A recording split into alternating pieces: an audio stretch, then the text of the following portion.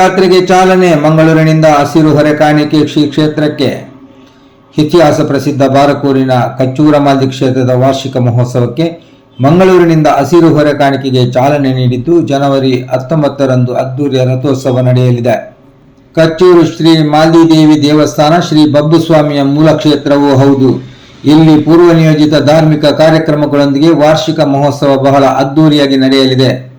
ಈ ಬಗ್ಗೆ ಕ್ಷೇತ್ರಾಡಳಿತ ಸಮಿತಿಯ ಜೊತೆ ಕಾರ್ಯದರ್ಶಿ ಪ್ರಸನ್ನ ಕಲ್ಲಟ್ಟೆ ಮಾತನಾಡಿದರು. ಈ ಎಲ್ಲ ಒಂದು ಜಾತ್ರಾ ಮಹೋತ್ಸವಕ್ಕೆ ಮುಂಡಾಳ ಬಾಂಧವರು ಆಗಮಿಸಿ ಚಂದ ಮಾಡಿಕೊಡಬೇಕು.